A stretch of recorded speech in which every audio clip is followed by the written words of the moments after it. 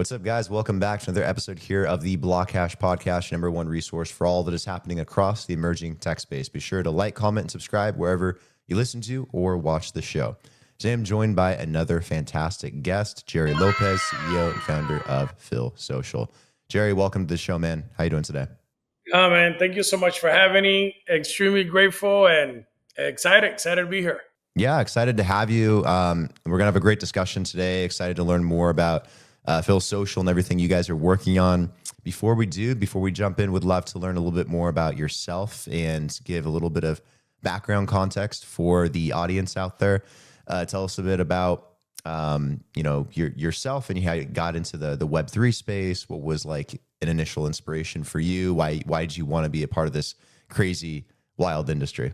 Absolutely. Well, it turns out that, I was born in Aguadilla, Puerto Rico. I'm from the island of Puerto Rico. Born there, raised in Bayamon till I was about 8 years old. Came from a very, very humble family. And, we talk a lot about that on Faithonomics. I'm sure we'll get to that in a little while.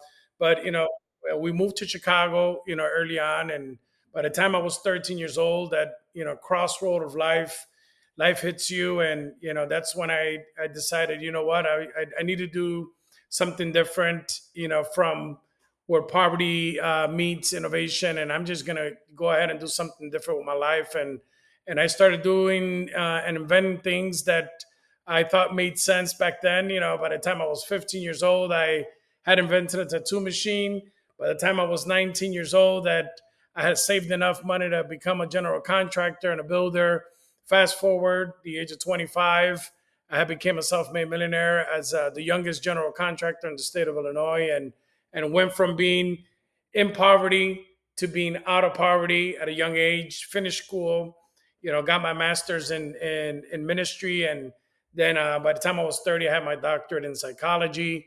And fast forward now, I'm 47 years old. Back in 2015, a decade ago, I was introduced to the amazing world of blockchain, and I had a buddy of mine named Antonio who just said, "Hey, listen, you got to know this thing about Bitcoin. This is crazy. This is going to revolutionize the world." And I said, "Hey, man, I don't want to know about it. Coming from the world of ministry and network marketing and all that type of stuff, the first thing I thought about, this has got to be a Ponzi scheme. This blockchain thing has to be a bubble." Long story short on that, he came all the way down here to Central Florida and downloaded me my BitPay card back in the days when BitPay was still $9.99, and he gifted me my first Bitcoin. Bitcoin was $283 on that day, and that day changed my life.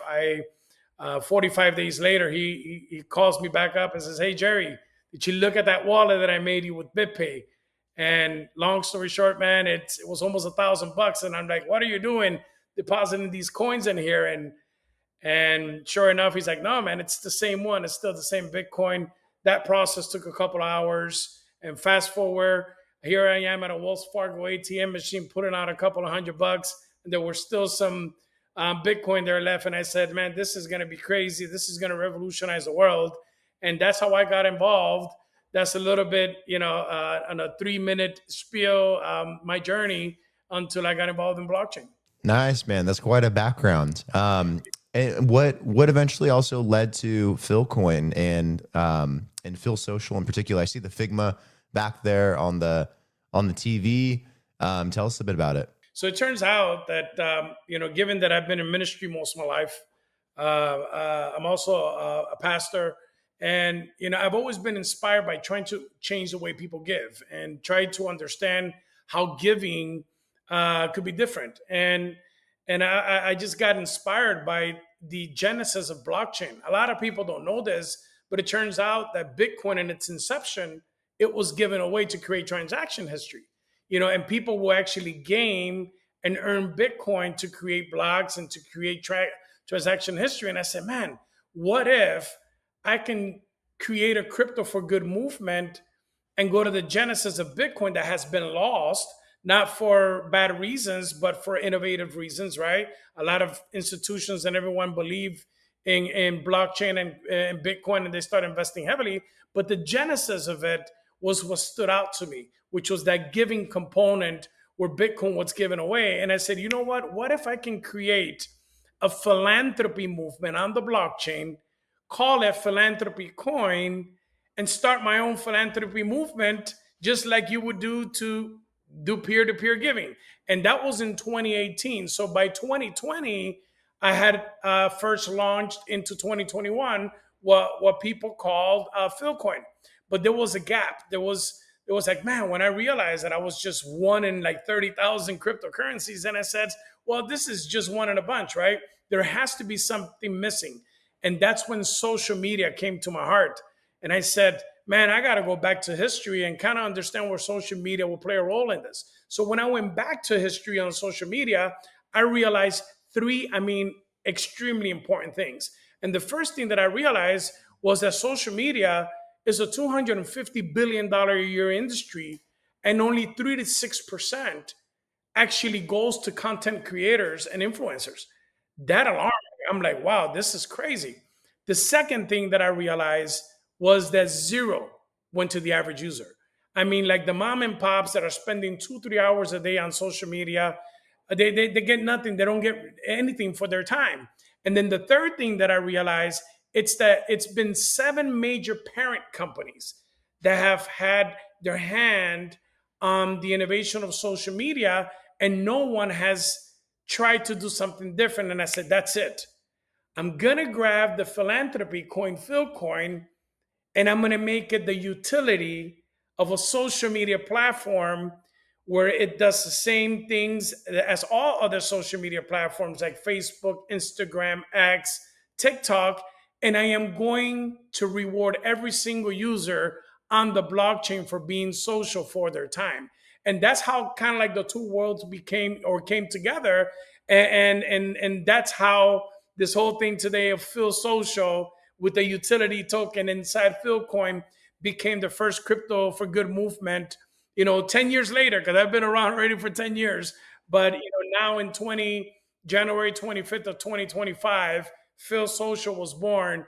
And here we are with a few 100,000 users and about close to 70,000 active right now on PhilSocial.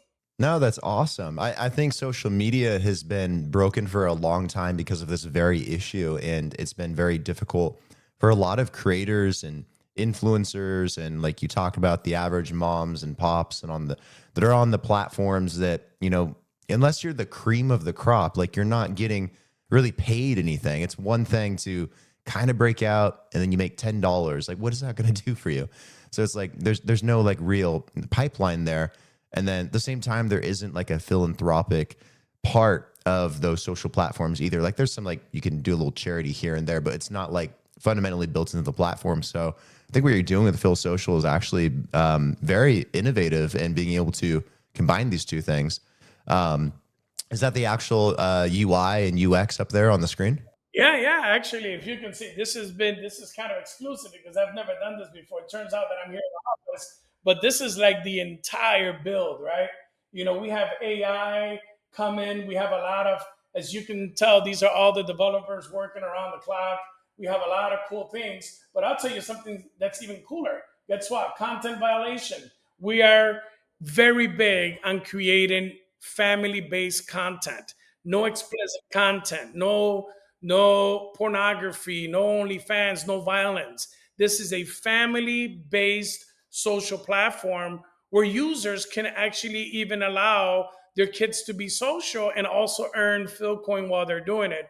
So we've really just went back to the genesis of what social media was intended to be, which is a place where people could communicate, have fun, but now we're actually giving back. A lot of people say, well, you've done a Robin Hood effect on social media. And I said, well, that's good, but we're not really trying to compete. We're just different. That's really cool. What's the layout kind of like in terms of like how it's formatted? Is it more like towards like an Instagram style? Is it like, can you like Twitter? Like, are you able to have like a threading and tweeting kind of aspect where it's like a community square kind of vibe? Is it a mix of a bunch of different things, or what is like the main focus from a functionality standpoint for you guys? Oh, I love that question. That's such a good question. So you know what we did? We just made a hybrid of them all, right? So we want to target the youth. So we did a TikTok style and Instagram style reels to create stories. Then, you have your Facebook OGs that like the traditional Facebook model. So it also has that look and feel and that value driven perspective of it. And it also has a cause portal. So the cool thing about PhilSocial is that at the end of the month, the app will tell you, "Hey, congratulations, you just made, let's just say $50 worth of Phil coin," and everyone gets excited for that. Well, guess what? $50, 50, $60 can be life changing in a third world country where the average income is $300, right? That can be astronomical for that person. But there's a catch. The app tells you you just earned these $50 worth of Phil coin, but you don't have access to them until you go to the causes and you give half of it away. So whatever the app gave to you, you have to share the giving. That's why our slogan is that you get to give, and you now become a philanthropist because you have something to give with. So PhilSocial is not only inspiring you to be a giver, it's inspiring you to give back, but it's also teaching people a new way of being social. Got it. So if you earned $50 worth of Phil coin, you need to give 25 to charity to take the 25 for yourself. That's correct. And the cool thing about it is that it's peer to peer, right? So we're bridging that gap between institutional giving and peer to peer giving. I'll give you an example. I can tell you, "Hey, here's $100, but I'm going to give you the $100. I want you to just go find someone to give 50 to first, and then you get to keep the other 50," right? So it's just trying to change the way people give and the mentality of giving just by simply giving them something to do it with, because we have to be and have to have a call to action. We can't expect someone to do something that they haven't already done or that they're not willing to do if they have to come out of their own pocket. Well, guess what? We're going to change that because we're going to give you what to do it with. Got it. How flexible is the giving? Can it be something local, maybe in your community? Like maybe someone is having a hard time and they're trying to raise money because the hurricane blew away their house, or maybe you want to give some money to your local youth sports team so that your kids can have a safe environment to play sports and do t-ball, or at the same being able to give to maybe a large charity or organization that does this all the time. Like, how flexible is this in terms of where you can decide where you want to share? The great part about it is, and it's a great question also, is that you can do it whichever way of those three ways that you would like. If you just want to do it for your neighbor that needs a refrigerator, or if you want to do it for the Red Crosses in your neighborhood, or if you just want to do it for your local church, it's all peer to peer. That's the beauty of it. There's no middleman anymore. You don't have to send it to an institution for the institution to go and make the execution. You become the giver, you become the philanthropist, you become the source of giving, and that's how we change the way people give. Are you able to put a charitable cause up on your own onto the platform, or how does that work? Like if you have something going on, or you want people on the platform to have the option to be able to help you out, is there a way to do that as a user or as a company, or how does that work on the flip side? Absolutely. So when you're creating causes, you can do personalized causes, or you can even get the person that you want to do a cause for involved, have them create a PhilSocial page, and then you can go ahead and share their QRC code and their causes for others to give to them as well. Because from an institutional perspective, we have what's called a community page. So people, like the Red Cross or the Salvation Army, can create their community page inside PhilSocial, just like a person will create their own personal page, like a GoFundMe, and people can actually do it whichever way they feel more comfortable doing it. But to your question, the flexibility to be able to give through PhilSocial is so vast because it's on the blockchain and it's happening in real time without having to wait. That's awesome. That's really cool. I love this. And then is this available on both iOS and Android? Yes, sir. It's available right now. You can go ahead and download it. And also, there's a lot of cool features being released in the next 30, 60, and 90 days. So everything that we've talked about right now, the giving, the sharing, the rewarding, it's all live now. The community pages will be live at the end of this month. We're actually going to be at the Business and Philanthropy Forum now the 17th of 18th of November here in Singapore, where all the major family offices from around the world, the Rothschilds, the Rockefellers, the Mumbai family, the Porsche family, and royal families, they're going to be hearing about this for the first time. So we're excited that not only you guys are hearing it first for the blockchain and the Web3 world, but it's about to get very popular very soon. So we're excited that you give us the invitation, extended the invitation to be with you guys. Yeah, I'm excited for you guys. That sounds like an awesome opportunity. What are some of those features that you're mentioning? Like, what can you kind of hint at in terms of what you're working on over the next few months that, maybe we can kind of expect? Okay. Well, I can't do too much hinting, right? But what I can tell you is this: we know artificial intelligence is really taking a swing. Synthetic AI, quantum computing. A lot of those things are going to be part of what we're doing. We believe in the artistic role of people, so there's a lot on the music and the streaming side that is coming. Again, as I mentioned, community pages are coming. Education is big. Just as we talked about in the beginning, our book Faithonomics, my book Faithonomics, 15 years in the writing, just came out. That will share a lot of the story and the questions that you're asking. For those who want to hear that, became top 10 bestseller in the USA Today, LA Times bestseller. So we're grateful for that. But we're really going to make PhilSocial the Amazon of giving. That's our goal. Awesome. I love it. And yeah, you brought up the book. I wanted to mention that as well, called Faithonomics. What can you kind of tell us about in regards to what maybe we can find in the book without giving away too much, obviously, because we want people to actually read it. But, in what ways do you explore, faith, ethics, innovation? What can you kind of give us in tidbits to have an idea of what's maybe inside? Well, the best thing that I can tell you about Faithonomics is that the story usually never adds up to the glory. It's, everyone's story is different and everyone's process is different. So it really doesn't matter where you come from. The book teaches you values and blueprints on how through your faith, regardless of your faith, and how economics through faith can play a big role on how your future can be. Truth of the matter is, it talks about my testimony, how I went from having my first pair of tennis shoes when I was 8 to becoming a self-made millionaire at 25. And today, being part of a billion-dollar company and being able to do that simply because I believed enough before it started. And Faithonomics, while people are worried about check balances, we're worried about, do you believe enough that you can? And before we see it through, we're saying to ourselves, do you believe enough that you can see it through? And ultimately, the book is really bridging the gap of emotional intelligence to spiritual intelligence, and understanding that if you meet them both in the middle correctly, you're off to 50% of the battle.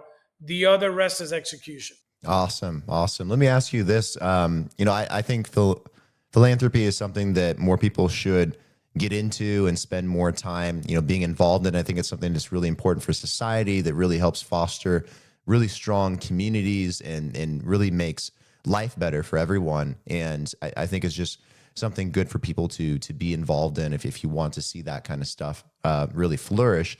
In today's day and age, with all the technologies we have and the innovation and the level of scaling up, how do you imagine this maybe taking another leap into the future? Because it's much easier today to be philanthropic and to have so many things at your disposal and have different ways to participate and help people and to give to a cause. If you could look forward into the future, maybe what do you see philanthropy kind of evolving into with new age tech? That's a very good, thank you so much for that question. And those are the type of questions that really make me thrive and think, because ultimately I believe philanthropy has to go peer to peer. I believe that giving has to be given back to the people by giving them the power to be givers, teaching them how to use technology to give faster, to give more efficiently, to give with intent and transparently. That's what I love about the blockchain.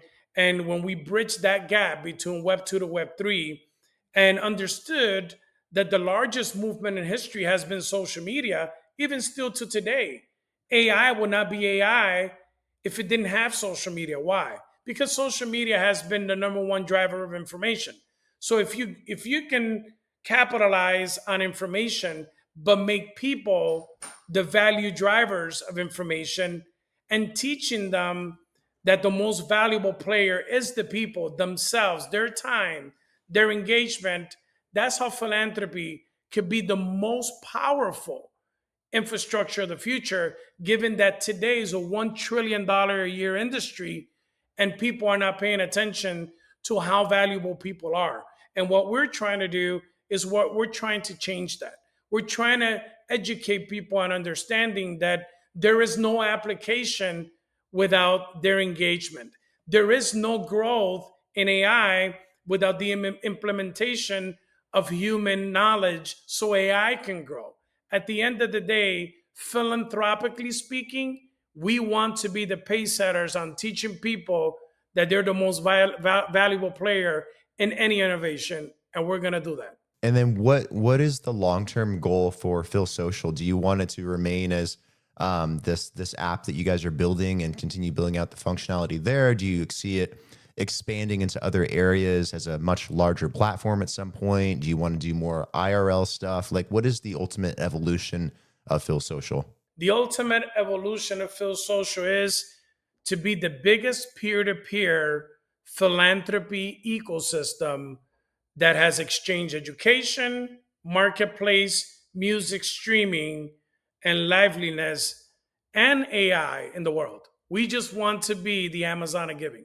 Awesome, Jerry. This has been a fantastic conversation and episode. I love learning about what you guys are doing, particularly as a platform, but also in involving both the Web3 peer-to-peer element of blockchain and crypto, and being able to reward and give back to those that are, creating amazing things and being active, but also tying in the philanthropic part that I think is constantly overlooked in a lot of these platforms, and marrying these two together, I think, is a good combination. So really excited to see where you guys take this here in the near future, and would love to do a part 2 in 2026 as we head into the new year. I'm sure you'll have a bunch of fun features and new aspects. So looking forward to learning more, man. Absolutely. Well, we're excited right now. Also, just so everyone knows, PhilCoin is already available on the exchanges. It's there on Bitmart.